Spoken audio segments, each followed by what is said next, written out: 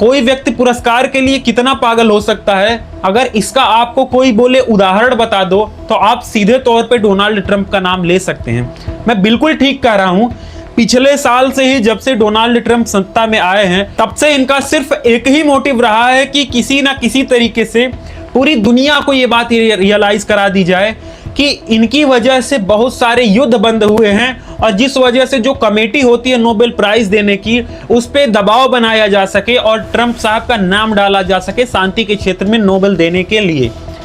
जैसे बात करें अगर ईरान के वॉर की तो वहां पे इनका सीधा क्लेम है कि जी देखो ईरान का वॉर मैंने बंद कराया।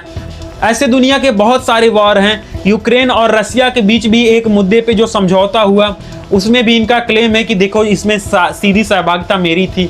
इसी तरीके से जो सबसे बड़ा क्लेम बोला जाता है यानी इजराइल और पैलेस्टाइन यानी फिलिस्तीन के बीच में जो हमास फिलिस्तीन की तरफ से जो आक्रांता है हमास वाले उनसे और इजराइल की जो सेना ये लड़ाई आपस में कर रही हैं, इनकी फिलहाल के तौर पे अभी एक खबर निकल के आई है जिसमें यह बात बोली जा रही है कि इजिप्ट में इनकी एक मीटिंग हुई थी जहां पे इजराइल की डेलीगेशन गई थी और हमास की डेलीगेशन आई थी यानी फिलिस्तीन की तरफ से डेलीगेशन आई थी।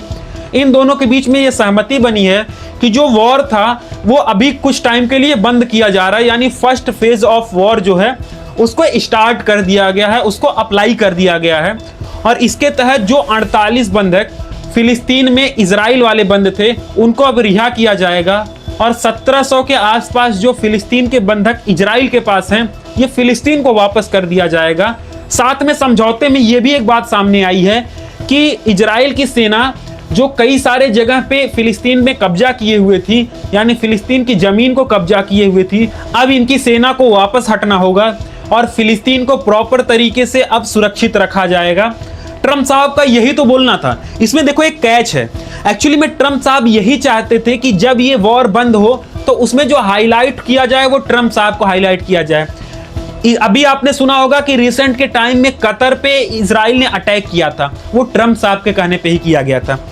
क्योंकि आपको याद होगा कुछ समय पहले से ही कई बार ऐसी डेलीगेशन हो चुकी है, ऐसी शांति वार्ता हो चुकी है और उसकी मध्यस्थता कतर कर रहा था और कतर पे जब अटैक हुआ तो कतर ने भी उस मध्यस्थता को करने से बंद कर दिया। अब सीधे सारी जो मुस्लिम देश थी वो भागती भागती गई ट्रंप साहब के पास कि साहब आप ही हैं, मालिक आप ही हैं जो बचा सकते हैं। और ट्रंप साहब ने बिल्कुल वैसा किया और इनकी अगुवाई में जब ये चीज हुई, जो चीज कतर की अगुवाई में भी होनी पॉसिबल थी, बिल्कुल हो चुकी थी कह सकते हैं आप, पर ये चाहते नहीं थे कि कतर का नाम आए तो कतर को दबाया इजराइल से अटैक करवा के और फिर अपना नाम आया। इसमें देखो ये मूवी वाला पूरा रोल खेल गए। एक टाइम याद होगा जब 9/11 का अटैक अमेरिका पे हुआ था, वर्ल्ड ट्रेड सेंटर पे अटैक हुआ था, प्लेन वाला अटैक। उस टाइम पे जॉर्ज बुश जो थे वो एक स्कूल में प्रोग्राम में भाग ले रहे थे और उस टाइम के जो विदेश मंत्री थे वो आके ये बात बताते हैं कि देखिए साहब अटैक हो गया है और सेम वही वाला सीन रिपीट किया ट्रंप साहब ने। ट्रंप साहब क्या हुआ, कल रात को प्रेस कॉन्फ्रेंस कर रहे थे 2:30 बजे के आसपास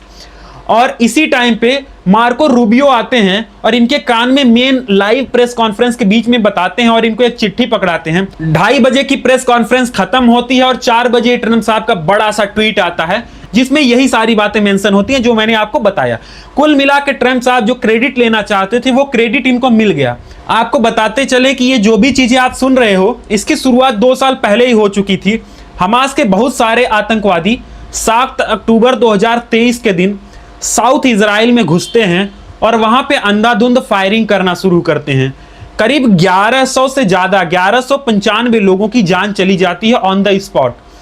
बहुत सारे लोगों को बंधक बनाते हैं और वापस अपने देश लेके चले जाते हैं। इसके रिटेलिएशन में इजराइल आर्मी भी उन पे भरपूर तरीके से अटैक करती है और तभी से ये सारा मामला गड़बड़ होता है और इजराइल और हमास के बीच या इजराइल और फिलिस्तीन के बीच तब से ये लड़ाई चलना शुरू होता है। इजराइल उनको पूरी तरीके से ब्लॉक कर देता है, यानी अगर आप मैप में देखोगे तो एक तरफ समुद्र है फिलिस्तीन के जिसको ये पिछले 10 साल से उसको ब्लॉक करके रखा है। इसकी वजह से 2 साल से अधिक तक जब ये युद्ध चलता रहा तो बहुत सारे लोग इजराइल पे भी दबाव बनाने लगे क्या जी साहब उनको छोड़ दीजिए, उनके लोग मर रहे हैं जाती है। फिलहाल ट्रंप साहब लगे हुए हैं, देखना ये होगा कि क्या इनको इस बार नोबेल प्राइज मिलता है कि नहीं मिलता है। तब तक के लिए